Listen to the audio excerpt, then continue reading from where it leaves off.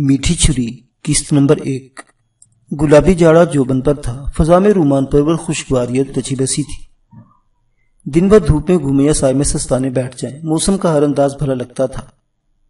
دو روایتی موسموں کے بیچ کا عرصہ بڑا سنسنی خیز اور کیفاور ہوتا ہے، جذبات میں نئی امنگ اور ہلچل پیدا کرتا ہے، دلوں کو گرماتا ہے اور کچھ کر گزرنے پر اکساتا ہے۔ ایسے میں عموماً انسان بے اختیار ہو جاتا ہے۔ وہ بھی ایسے ہی گلابی موسم کی ایک چاندنی رات تھی۔ میں اس وقت اپنے کوارٹر کے مختصر صحن میں ٹہل رہا تھا۔ یہ ٹہلنا خلاف معمول تھا۔ اس وقت رات کے 10 بجے تھے۔ عام طور پر میں رات کا کھانا کھانے کے بعد عشاء کی نماز ادا کرتا اور پھر سونے کے لیے بستر پر لیٹ جایا کرتا تھا۔ ایسی بات نہیں تھی کہ اس رات مجھے نیند نہ آ رہی ہو۔ نیند پورے تمتراک کے ساتھ آنکھوں میں موجود تھی، مگر میں دانستہ صحن میں چہل قدمی کر رہا تھا۔ چاندنی رات کی ایسی پرلطف فضا سے منہ موڑ کر سرے رات لمبی تان کر سو جانا میرے نزدیک کفران نعمت تھا۔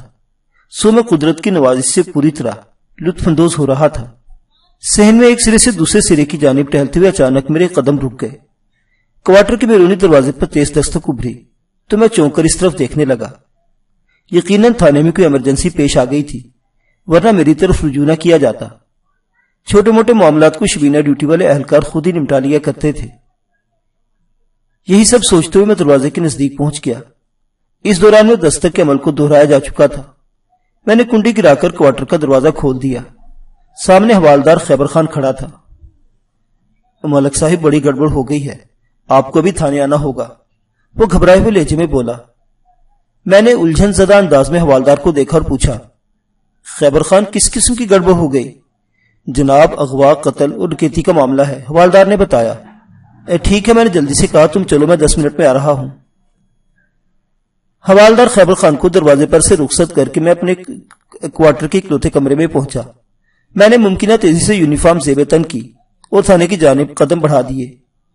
میرا کوارٹر تھانے کی چوہدی کے اندر ہی عقبی جانب واقع تھا۔ ٹھیک 7 منٹ بعد میں اپنے مخصوص کمرے میں موجود تھا۔ برآمدے سے گزرتے ہوئے میں نے درجن بھر افراد کو وہاں بیٹھے اور کھڑے دیکھ لیا تھا۔ حوالدار خیبر خان بھی ان سے مذاکرات میں مصروف تھا۔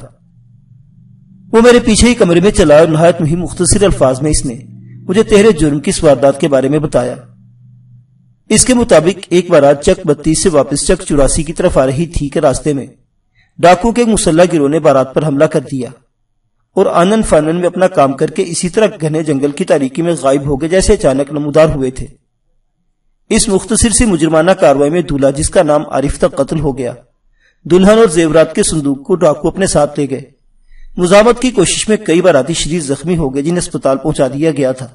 چک 84 تھانے سے جنوب مشرق میں 90 میل کے فاصلے پر واقع تھا۔ چک 32 مغرب میں لگ بھگ 7 میل دور واقع تھا۔ یہ دونوں گاؤں میرے تھانے کی حدود میں آتے تھے۔ دونوں چکوں کے درمیان 4-5 میل کا علاقہ گھنے جنگل پر مشتمل تھا۔ دونوں گاؤں کو ملانے والا راستہ جنگل کے اندر ہی سے ذرا ہٹ کر گزرتا تھا اور یہ تہرے جرم کی واردات راستے کے وسط میں عمل میں آئی، جس میں مسلح ڈاکو دولہا کو قتل کر کے دلہن کو اٹھا کر لے گئے تھے اور جاتے جاتے طلائی زیورت والا صندوق بھی اپنے ساتھ لے گئے تھے۔ واقعات کے مطابق آج صبح چک 84 سے عارف کی بارات چک 32 کے لیے روانہ ہوئی۔ دوپہر سے پہلے وہ لڑکی والوں کے گاؤں پہنچ گئے۔ نکاح اور دیگر رسموں سے فارغ ہوتے ہوتے شام ہو گئی۔ لڑکی والوں نے اصرار کیا کہ رات کا کھانا کھا کر جائے، لہٰذا چک 32 سے بارات کی واپسی میں کافی دیر ہو گئی۔ رات کی تاریکی میں جب یہ لوگ جنگل سے گزرے تو ڈاکوؤں کو سرگرمی دکھانے کا موقع مل گیا اور اب یہ متاثرہ افراد فریاد لے کر میرے پاس آئے تھے۔ برآمدے سے گزر کر میں اپنے کمرے کی طرف آتے ہوئے میں نے دیکھا تھا فریادیوں میں مرد و زن دونوں شامل تھے۔ میں نے حوالدار کی بات توجہ سے سنی اور پوچھا، خیبر خان، تم نے ان لوگوں کا اچھا خاصا انٹرویو کر لیا ہے، ان میں سے 2-3 معقول افراد کو میرے پاس لاؤ تاکہ میں پوچھ گچھ کر سکوں۔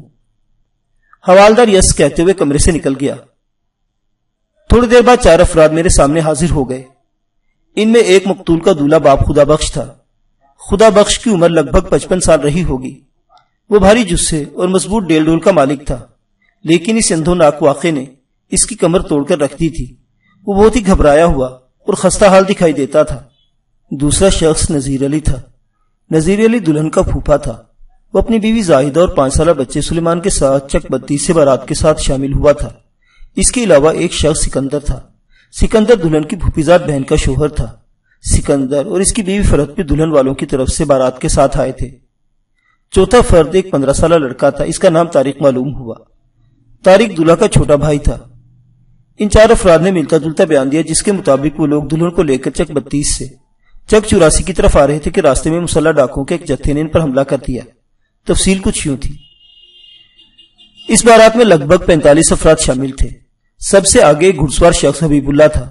حبیب اللہ کے پاس ریوالور موجود تھا۔ حبیب اللہ کے پیچھے 2 گھڑ سوار تھے، ایک دولہے کا برادر طارق اور دوسرا لیاقت۔ یہ دونوں غیر مسلح تھے۔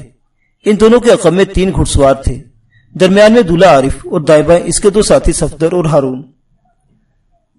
ان 6 گھڑ سواروں کے پیچھے 5 بیل گاڑیاں تھیں۔ پہلی بیل گاڑی پر دلہن والی ڈولی رکھی تھی۔ چک 84 کے قریب پہنچنے کے بعد ڈولی کو باقاعدہ اٹھا لیا جاتا۔ ڈولی والی بیل گاڑی پر دلہا دلہن کے علاوہ گھر کی عورتیں بھی سوار تھیں۔ تحائف اور زیورات والا صندوق بھی اسی بیل گاڑی پر تھا۔ دوسری بیل گاڑی پر ملی جلی عورتیں، تیسری پر مرد حضرات سوار تھے، چوتھی اور 5ویں بیل گاڑی پر جہیز کا سامان لدا ہوا تھا۔ بیل گاڑیوں کے پیچھے آخر میں 3 گھڑ سوار تھے، جن میں سے 2 عمر دین اور رفیق کے پاس بندوقیں تھیں، مگر بندوقوں کے استعمال سے پہلے ہی ڈاکو نے انہیں بے بس کر کے شدید زخمی کر دیا۔ ریوالور بردار حبیب اللہ نے بھی شدید زخمی ہو کر عمر دین اور رفیق کے ساتھ ہی اسپتال پہنچ گیا تھا۔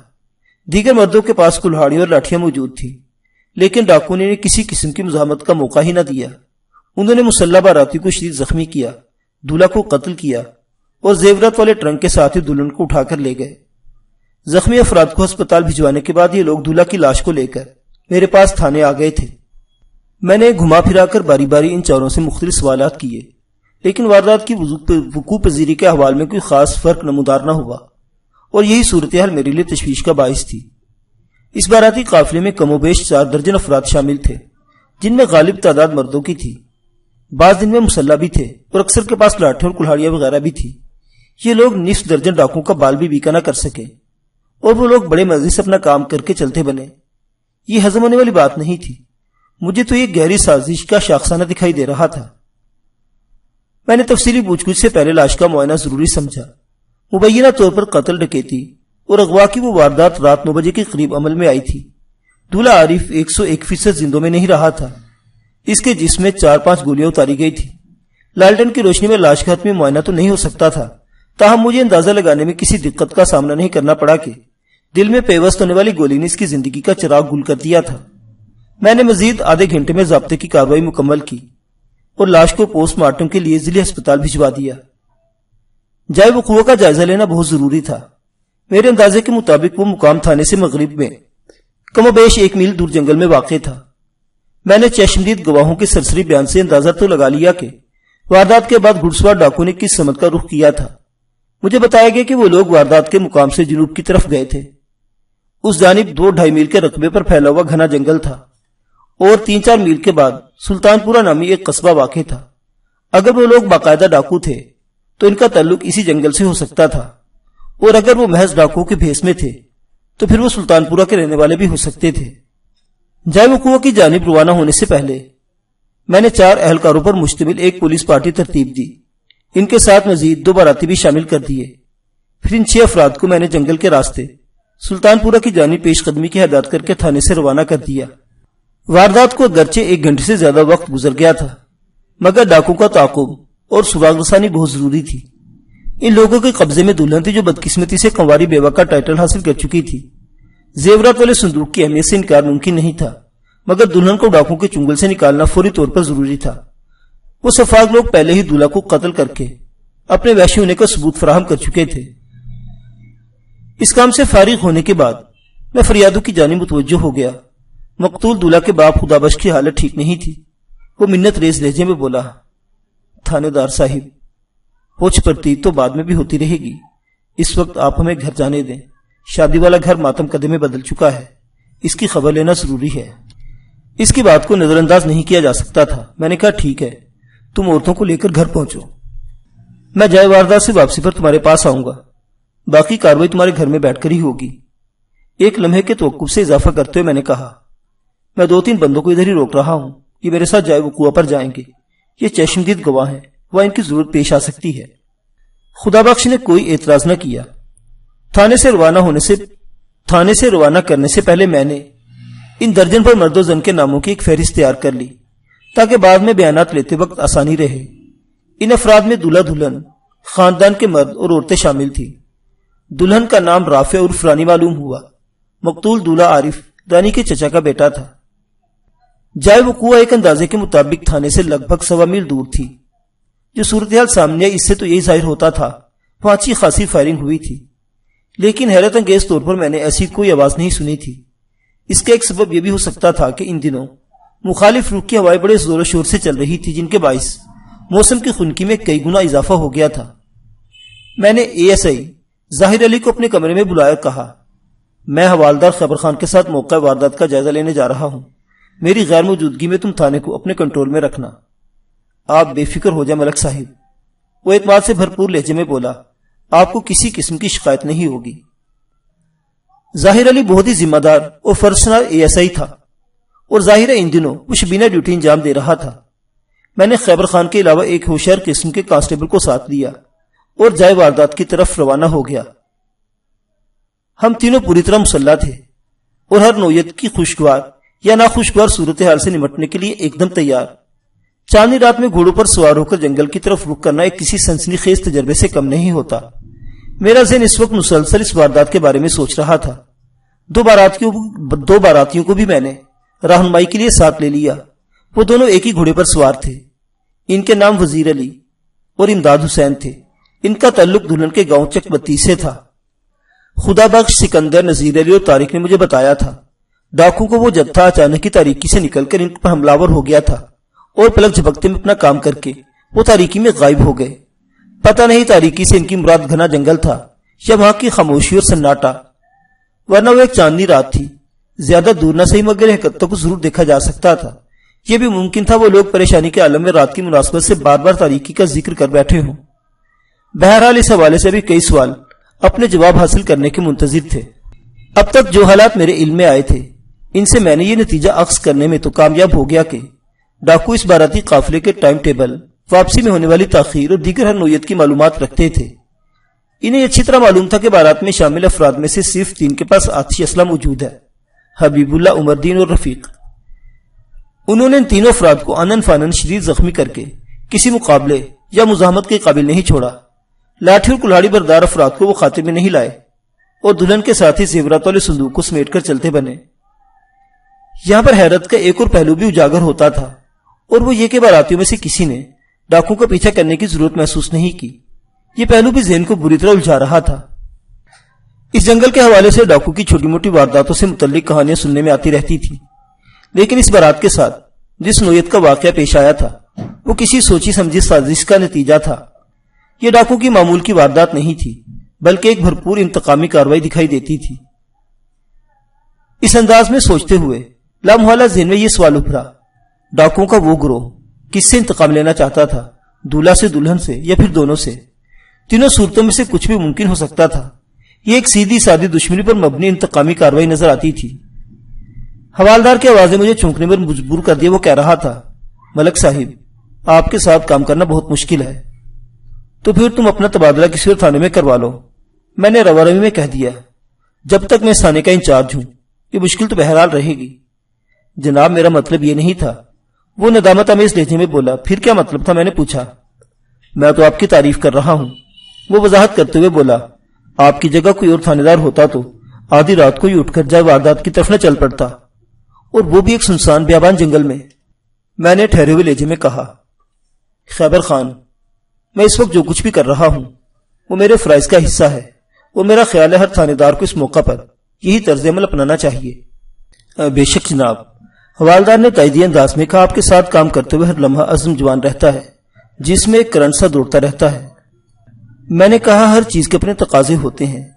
کسی بھی وجود کی زندگی اور صحت کے لیے اس کرنٹ کی اشد ضرورت ہے، جو عزم کے بغیر ممکن نہیں۔ جو افسر خود کاہل الوجود ہوتے ہیں، ان کے نیچے کا عملہ بھی سستی کا مظاہرہ کرنے لگتا ہے۔ بالآخر ایک روز یہ آرام طلب مشینری زنگ آلود ہو کر ناکارہ ہو جاتی ہے۔ چوروں، ڈاکو اور خطرناک مجرموں پر ہاتھ ڈالنا تو دور کی بات، یہ لوگ اپنی جیب میں ہاتھ ڈال کر بٹوا تک نہیں نکالنے کے قابل رہتے۔ وہ خاموشی سے میری باتیں سنتا رہا۔ تھوڑی دیر بعد ہم باراتیوں کی رہنمائی میں جائے وقوع پر پہنچ گئے۔ اس جگہ پر اچھی خاصی افراتفری کے آثار نظر آ رہے تھے، جن کی روشنی بھی اور بھی واضح طور پر دیکھا جا سکتا تھا۔ میں گھوم پھر کر اس جگہ کا جائزہ لینے لگا۔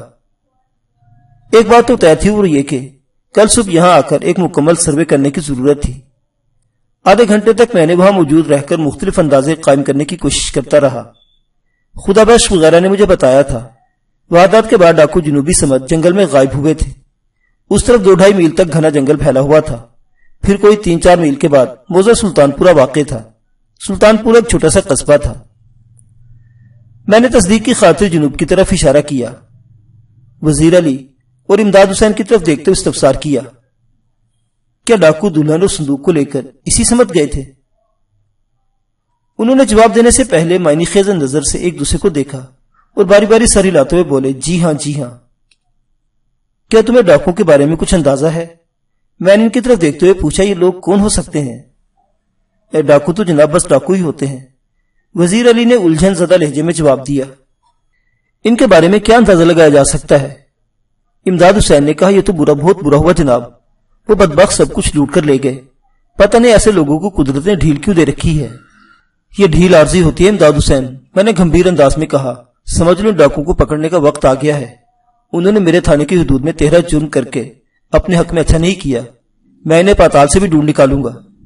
اسی وقت کانسٹیبل تقریباً دوڑتے ہماری جانب آیا۔ مجھے باراتیوں کے ساتھ باتوں میں مصروف دیکھ کر وہ ادھر ادھر ہو گیا تھا۔ کانسٹیبل مشکور بے حد متجسس طبیعت کا مالک تھا۔ اسے ہر لمحے کسی نہ کسی شے کی کھوج لگی رہتی تھی اور یہ اس کے لیے بہت کارآمد بات تھی۔ وہ جس ڈپارٹمنٹ میں کام کر رہا تھا اس میں تجسس کا مادہ بہت مفید ثابت ہوتا ہے۔ مشکور نزدیک آیا تو میں اسے دیکھ کر چونک اٹھا۔ اس نے ہاتھ میں ایک سفید کپڑا پکڑ رکھا تھا۔ میں نے اس کی جانب متوجہ ہوتے ہوئے اضطراری انداز میں استفسار کیا، یہ کیا ہے مشکور علی؟ ململ کا دوپٹہ ہے جناب، اس نے مذکورہ کپڑا میری جانب بڑھاتے ہوئے کہا۔ میں نے کپڑوں کو ہاتھ میں لے کر چیک کیا، وہ واقعی ململ کا ایک دوپٹہ تھا۔ یہ موسم ململ کے دوپٹے کا ہرگز نہیں تھا، لہذا مجھے شدید حیرت ہوئی۔ میں نے کانسٹیبل سے پوچھ دیا، یہ تمہیں کہاں سے ملا؟ ادھر ایک درخت کے تنے سے بندھا ہوا تھا، اس نے ایک طرف اشارے میں جواب دیا۔ میں نے اس کے اشارے کی سمت نگاہ اٹھا کر دیکھا، کوئی جنگل کا شمالی حصہ تھا۔ اس طرف کسی درخت کے تنے سے ململ کا دوپٹہ کا بندھا ہونا فکر انگیز اور تعجب خیز بات تھی۔ میری معلومات کے مطابق ڈاکو دلہن اور زیورت والے صندوق اٹھا کر جنگل کے جس حصے میں داخل ہوئے تھے وہ اس راستے سے جنوب کی سمت واقع تھا، جبکہ مذکورہ سفید ململ کا دوپٹہ شمالی سمت والے حصے میں ایک درخت کے تنے سے بندھا ہوا ملا تھا۔ وہ جنگل کوئی تفریحی مقام نہیں تھا جو یہ سوچ لیا جاتا کہ کوئی پکنک پارٹی وہ دوپٹہ وہاں چھوڑ گئی ہوگی۔ اس دوپٹے کا تعلق ڈاکو سے ہو سکتا تھا۔ ممکن ہے انہوں نے کسی کی نشانی کے طور پر اسے درخت کے ساتھ باندھ رکھا ہو۔ میں تھوڑی دیر تک اس دوپٹے کے بارے میں سوچتا رہا، پھر دیگر امور کی جانب متوجہ ہو گیا۔ جائے وقوع کا تفصیلی نقشہ تیار کرنے کے لیے صبح اس طرف آنا نہایت ضروری تھا، اور ممکن تھا دن کی روشنی میں ڈاکو کو کوئی سراغ ہاتھ لگ جاتا۔ مزید چند منٹ وہاں رکنے کے بعد ہم نے واپسی کی راہ پکڑی، کیونکہ لالٹینوں کی روشنی میں تلاش اور تفتیش جاری رکھنا وقت ضیاع کرنے کے مترادف ہوتا۔ ہم واپسی کے لیے پلٹے ہی تھے کہ وزیر علی نے کہا، تھانے دار صاحب آپ سے ایک چھوٹی سی درخواست ہے۔ ہاں کہو کیا بات ہے؟ میں نے رک کر اس کی طرف دیکھا۔ وہ بولا، اگر آپ کی طرف سے اجازت ہو تو ہم چک 32 کی طرف جانا چاہتے ہیں۔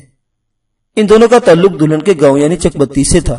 میں نے چمک کر کہا، اس میں مجھ سے اجازت لینے کی کیا ضرورت ہے؟ اور یہ تمہیں بیچ جنگل میں اچانک ادھر جانے کا خیال کیوں کر آیا؟ وزیر علی کی بات سن کر میرا ماتھا ٹھنکا تھا۔ اسے میرے سوال کے جواب میں بتایا، جناب اب ہم چک 84 جا کر کیا کریں گے؟ دولہا قتل ہو گیا، دلہن کا ڈاکو اٹھا کر لے گئے، کم از کم ہم دلہن والوں کو اس افسوسناک واقعے کی اطلاع تو دیں گے۔ وہ ایک لمحے کو متوقف ہوا، پھر اضافہ کرتے ہوئے بولا، آپ سے اجازت اس لیے لے رہے ہیں کہ ہم اکیلے ادھر نہیں جانا چاہتے۔ آپ لوگ کم از کم اس جنگل والے حصے میں ہمارے ساتھ چلیں۔ جب جنگل کی حد ختم ہو جائے تو آپ لوگ واپس آ جانا، آگے ہم خود ہی چلے جائیں گے۔ بات ختم کرتے ہی اس نے تصدیقی نظر سے اپنے ساتھی امداد حسین کی طرف دیکھا۔ امداد حسین نے اس کی نظر کے جواب میں اس بات میں گردن ہلا کر تائید کر دی۔ پتہ نہیں کیوں مجھے ان دونوں کا انداز کچھ مشکوک سا لگا۔ میں نے محسوس کیا جیسے وہ جلد از جلد مجھ سے جان چھڑانے کی کوشش میں ہو۔ ان کی اس کوشش نے مجھے ان کی طرف سے ہوشیار کر دیا۔ میں نے ٹھہرے ہوئے اور دو ٹوک لہجے میں کہا، اول تو یہ کہ میرے پاس اتنا فالتو وقت نہیں کہ میں تمہیں چھوڑنے کے لیے کہیں جاؤں۔ دوم چک 32 والوں کو اطلاع دینے یا پہنچانے کی فکر نہ کرو، یہ کام میں خود زیادہ اچھے طریقے سے کروا سکتا ہوں۔ اور سوم، میں نے دانستہ جملہ ادھورا چھوڑا اور اضافہ کرتے ہوئے ایک لمحے کے بعد کہا، ابھی میں نے تم لوگوں سے بھی پوچھ گچھ کرنا ہے، تم ایسے ہی سوکھے سوکھے تو نہیں جا سکتے نا؟ وہ عجیب سی نظروں سے ایک دوسرے کو دیکھنے لگے۔ میں نے حوالدار خیبر خان کو اشارہ کیا اور ہم واپسی کی راہ پر پلٹ پڑے۔ تاہم میں نے احتیاط ضروری برتی کہ چک 32 والے وہ دونوں افراد میری نظر میں رہے۔ تھوڑا آگے آنے کے بعد میں نے وزیر علی سے پوچھا، تم کس ملک کے وزیر ہو بھائی؟ جناب آپ بھی کیسا مذاق کر رہے ہیں؟ وہ شرمندہ ہوتے ہوئے بولا، میں تو محض نام کا وزیر ہوں، کام دھندہ تو مزدوری ہے، میری قسمت ایسی کہاں کہ کسی ملک کا وزیر بن سکوں۔ تم کس قسم کی مزدوری کرتے ہو؟ میں نے تیز لہجے میں پوچھا۔ میں کھیت مزدور ہوں جناب، اس نے بتایا۔ اور تمہارا یہ ساتھی کیا کرتا ہے؟ یہ بھی میرے ساتھ ہی ہوتا ہے، میں نے پوچھا۔ تھوڑی دیر پہلے میں نے تم دونوں سے ایک سوال کیا تھا جس کا ابھی تک مجھے جواب نہیں ملا۔ پھر میں نے وزیر علی کو براہ راست دیکھتے ہوئے کہا، تم نے محض یہ کہہ کر جان چھڑانے کی کوشش کی تھی کہ ڈاکو تو جناب بدساکو ہی ہوتے ہیں۔ میں ایک لمحے کو رکا، پھر بات کو آگے بڑھاتے ہوئے کہا، اس برتمہ میرے استفسار میں اچھی خاصی درستی شامل تھی، صرف اس گول مول جواب سے کام نہیں چلے گا۔ میں یہ جاننا چاہتا ہوں تم ڈاکو کے بارے میں کیا سوچتے ہو؟ وہ کون لوگ ہو سکتے ہیں؟ امداد حسین نے کہا، جناب یہ تو بہت مشکل سوال ہے، ہم ڈاکو کے بارے میں کیسے کچھ بتا سکتے ہیں؟ وہ تو کالی آندھی کی طرح جنگل سے برآمد ہوئے تھے اور اپنا کام کر کے واپس چلے گئے۔ ہمیں ان سے سوال جواب کرنے کی مہلت ہی نہیں ملی اور نہ ہی انہوں نے اپنی زبان سے ایک لفظ ادا کیا۔ ایک بات تو تم لوگوں کو ماننا ہوگی، میں نے ایک ایک لفظ پر زور دیتے ہوئے کہا، یہ ڈاکو کی کوئی عام سی کاروائی نہیں ہے، بلکہ صاف ظاہر اور انہوں نے ایک سوچی سمجھی اسکیم کے تحت گھات لگا کر بارات پر حلہ بولا ہے۔ یہ کسی گہری دشمنی اور انتقام کا نتیجہ ہے۔ بتاؤ، دولہا اور دلہن کے خلاف ایسی سازش کون کر سکتا ہے؟ وزیر علی نے اس کی تائید کرتے ہوئے کہا، تم بالکل ٹھیک کہہ رہے ہو۔ اب رانی بیچاری کو ڈاکو ساتھ کیا دشمنی ہو سکتی ہے؟ وہ تو خامخواہ بدنصیب دولہا کی مصیبت کا شکار ہو گئی۔ کیا قسمت پائی ہے اس نے بھی۔ اس کا انداز افسوس سے معمور تھا۔ رانی کو تو ایک رات کی دلہن بھی نہیں کہہ سکتے، اس سے پہلے اس کا سہاگ اجڑ گیا۔ بات ختم کرتے اس نے ایک بوجھل سانس خارج کی۔ میں نے کریز جاری رکھی اور کہا، ضروری نہیں کہ یہ واقعہ ڈاکو کی دلہن سے کسی دشمنی کا نتیجہ ہو سکتا ہے کہ انہوں نے کسی اور زاویے کے ساتھ دشمنی یہاں نکالی ہو۔ میں نے تھوڑا توقف کر کے سنسنی خیز لہجے میں اضافہ کیا، بعض اوقات والدین کے اعمال کا پھل بھی اولاد کے حصے میں آ جاتا ہے۔ تھوڑی دیر تک ان کی طرف خاموشی رہی، شاید وہ دونوں میری بات کو سمجھ نہیں سکے تھے۔ پھر جب وزیر علی بولا تو مجھے اندازہ ہوا میرا سوال بڑے مناسب طریقے سے اس کے پلے پڑ گیا ہے۔ جناب اللہ بخش صاحب تو بہت امن پسند انسان ہے، ہم نے آج تک انہیں کسی شخص سے معمولی سا جھگڑا کرتے نہیں دیکھا۔ دشمنی تو بہت دور کی بات ہے، اور دشمنی بھی ڈاکو کی گروہ سے یہ بالکل ناممکن لگتا ہے۔ اللہ بخش خدا بخش کا بڑا بھائی تھا، دلہن رافعہ عرف رانی اس کی بیٹی تھی۔ امداد حسین نے پرسوچ انداز میں کہا، جناب ساری گڑبڑ عارف کی طرف سے نظر آتی ہے، لگتا ہے اس کی کسی مخالف نے پرانی دشمنی نکالی ہے۔ یہ بھی بھیانک انتقام کا ایک طریقہ ہے کہ اپنے دشمن کو قتل کر کے اس کی بیوی کو اٹھا لیا جائے اور مال غنیمت میں زیورات سے بھرا ہوا صندوق بھی ساتھ لے جاؤ، حوالدار خیبر خان نے برجستہ کہا۔ وزیر علی اور امداد حسین کا تعلق چونکہ دلہن کے گاؤں چک 32 سے تھا، اس لیے ان کے ساتھ ہمدردی اور ہمارے سراسر اللہ بخش وغیرہ کے ساتھ نظر آتی تھی۔ وہ سارے کا سارا الزام دولہا کی طرف ڈال رہے تھے۔ یہ واردات انہیں مقتول عارف کے کسی درینہ دشمن کا کارنامہ نظر آ رہی تھی۔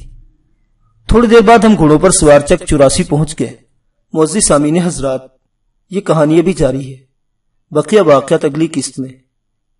دیکھتے رہیے پولیس سٹوری۔ اللہ حافظ۔